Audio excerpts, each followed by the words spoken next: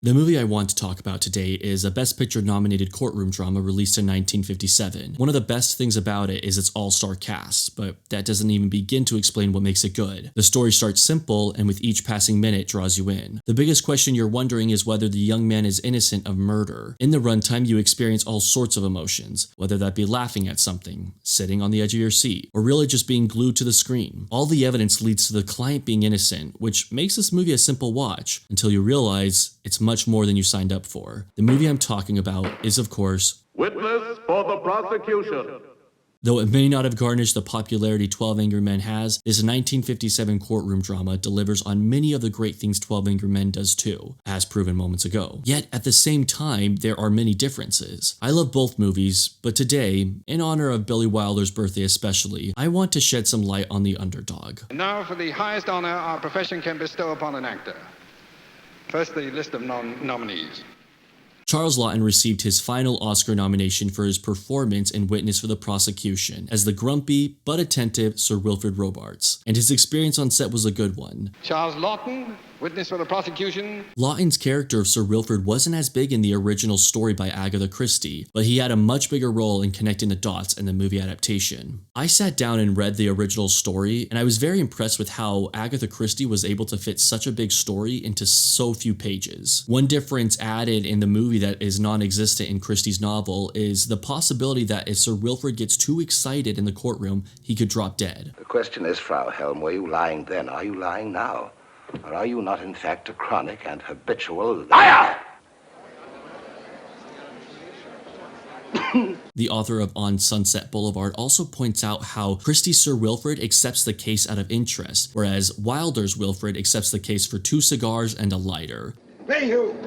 Hey, you! That's the Wilder touch. Witness for the Prosecution is known for its twist endings. In fact, because of the surprise ending, Wilder left out the last 10 pages of the script. To the stars, it ended with the case wrapped up and Wilfrid questioning how everything worked out. This was also used as a publicity stunt, so Power could tell reports that even he didn't know the ending. Now, I want to talk about the ending and I want to go further into the plot, but in order to dive into Witness for the Prosecution the way I want to, spoilers are inevitable. However, I never failed to respect spoiler messages in old movies. Diabolique included one, Psycho had one, and Witness ends with a message saying to not spoil the movie. You'll talk about this picture, all right, but you'll never tell the ending to your friends, because you won't want to spoil their excitement and their fun. I want to respect the movie and therefore extend a warning to you now. If you haven't already seen Witness for the Prosecution, save this video to your watch later playlist and go watch the movie now. I hope you enjoy your watch. I read the book and found it to be very similar to the movie, except for one glaring issue: the ending. Agatha Christie's story ends with finding out that Vole was guilty the whole time, which is a twist in and of itself. But Billy Wilder's screenplay continues going, adding even more twists. The number of twists is up to interpretation, but my count is 7. 7 twists. 1 twist can ruin a story.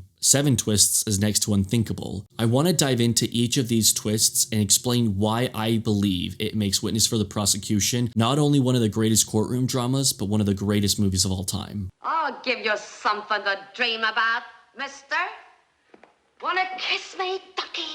The first twist. Christine is the crazy ducky lady. This is especially impressive that makeup was so effective at the time and that Marlene Dietrich gives a convincing enough performance. Orson Welles actually helped Dietrich build the nose out of putty, and Charles Laughton helped her achieve the Cockney accent. She was convinced she would get an Oscar nomination for this role, which honestly she should have. Though Elsa Lanchester does a great job, I almost find it a slap in the face nominating her. Now, I'm not saying that you should eliminate any of the actresses that were nominated for Best Actress in a Leading Role for that year. In fact, it would be unfair to say it. After reviewing it, I haven't seen any of these movies or performances, so I don't even know who I would get rid of, but I would have loved her to get a nomination. I knew she was going to do something for me, but I just didn't know what or how. Leonard.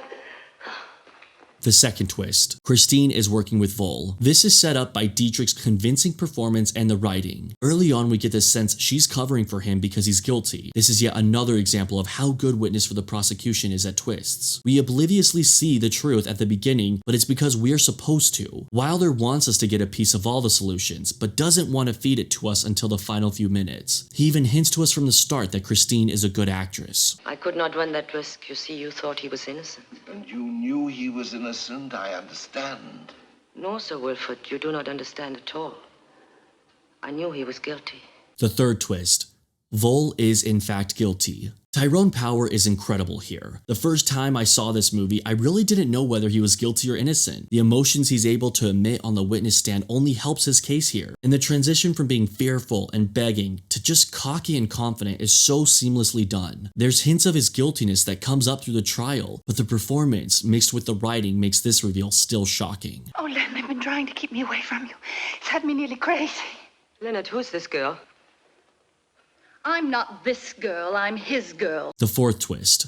Vole is using Christine to claim innocence and really has another lover. They hint at this with the travel agent scene. The prosecution addresses Vole visiting a travel agency with, quote, a clinging brunette, close quote. Vole is able to explain it well enough as a coincidence, and therefore, as an audience member, it's easy to pass it off as useless information. But also, maybe there's something to that. So when it's revealed that he does have a girlfriend and that the travel agency story is true, it's not a shock. Let them try me for perjury, or an accessory, or... Ready? Or better yet, let them try me for... The fifth twist. Christine kills Vole. There's not much explanation behind this one. It happens, it's unexpected, it works great in the film. Let's move on to twist number 6 because it goes really well with this one. What happened? She killed him. Killed him. She executed him. Twist number 6. Sir Wilfrid Robarts is now working to defend Christine. I love this one, and it's possibly, maybe next to Christine killing Vole, the most unexpected twist. There's no hinting at this. In fact, the only information we get is that Robarts seriously detests Christine. The last thing we're expecting is them working together. The sudden turn of events gives the audience an ambiguous ending, a movie with room for a sequel, though we don't need one. There's questions of how Christine's story ends, yet we don't need them answered. I love when movies end on a note with room for questions that the audience themselves can answer. Sir Wilfrid! You've forgotten your brandy. And the final twist is, I'll admit, a bit of a silly one, but it is in fact a twist and I have to include it. On the way out, it is revealed that Miss Plimsoll knew all along that he wasn't drinking cocoa, rather he was in fact drinking brandy. This is a small twist, but it's that final twist of the movie that seals the deal that Wilder not only is focused on the seriousness of the script, but also the wittiness of the script. Something so small could have gone unattended and we wouldn't have even known the difference. But because we have a twist so minor as this and it exists in the movie, it just shows how talented Wilder is and how attentive he is to the story. One twist can ruin a story. 7 twists is next to unthinkable, yet somehow Wilder pulls it off. After waiting nearly 2 hours, it's 7 minutes that provide us answers, and even more than we bargained for. Wilder claimed Agatha Christie said this was the best adaptation of her work. The reason? Wilder rewrote Christie's play substantially, beefed up all of her characterization, and didn't tamper with her clever plot. The story is still there, but now there is much more substance to it. You go from rooting for Vole to despising him, from believing he's innocent to dreading the fact he's guilty, from a first watch of believing the defense is correct to a second watch of knowing the prosecution is correct. All this because of incredible direction, a faithful adapted screenplay, and outstanding performances from the defense attorney, the guilty man, and of course, the witness for the prosecution. Thank you all so much for watching. Hope you have a great day.